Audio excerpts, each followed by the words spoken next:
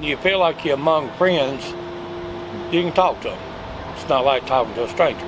Couldn't ask to be treated no better. They come out, they talk to you, they don't act like they somebody uppity trying to hand out stuff. They talk to you like family. And that's something I appreciate because they respect me, I respect them. Well, I tell you, for me, it's very important because I'm on disability, and what I get from them, I use every bit of it. Every now and then, if there's anybody in need, I tell them, well, come to my house and I'll give you some of what I got. I'll share it with you. I've been here several times. I enjoy coming. It makes all the world difference because if you're short at home, it fills the gap where you're short at. They help to support my family and my nephews and my nieces and myself as well. It helps a lot. We've gotten to know people on a first name basis, and see them coming through has been just it's a mutual blessing. You know, we think that we're doing something to help them, and at the same time it's just such a love relationship that's there.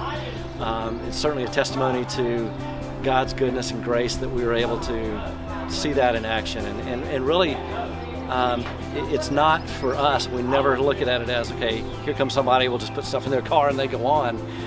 We want to interact, we want to engage, we're all special. So that we want to make sure that they feel that as well.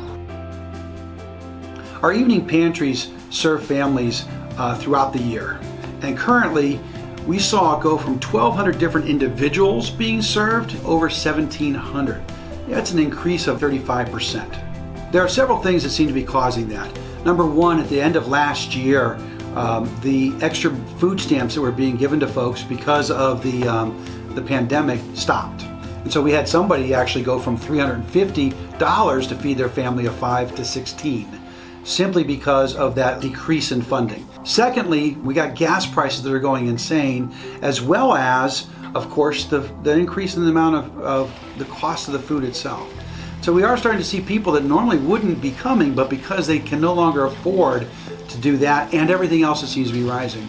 Our pantries are not just about giving food to folks. Really, it's about interacting folks with hospitality and kindness. And so what we found basically is that people feel like they're really valued as individuals, that they're cared about, that they're loved, that the community cares, and they're just not off on their own. And so it takes us about 6 or 8 volunteers working for about 2 hours to prepare everything that we need for a pantry. And then once we get to the pantry, we really want 3 or 4 people taking applications and then interacting with folks and packing up their, getting it out to folks, probably another 6 or 7 is valuable. So we're talking about 10 at an evening pantry between those two, and those 6 to 8 preparing for it in advance. I have been coming 2 years. When COVID came, and sitting in my house during quarantine was not an option. So I came, I started coming Mondays and Thursdays, twice a week. It's kind of awakened me, I guess. I've always known there's needs, but it's awakened more tremendous needs that are in this area. It's right here in Union County. Right here, there's just thousands of people that need help.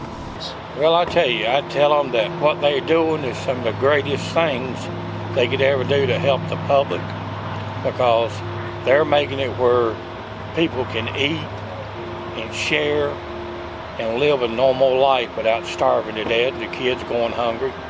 And I'd hope they'd keep it up, because what they're doing is good. And it's going to last forever if they keep going. And everybody will appreciate it. I know I do.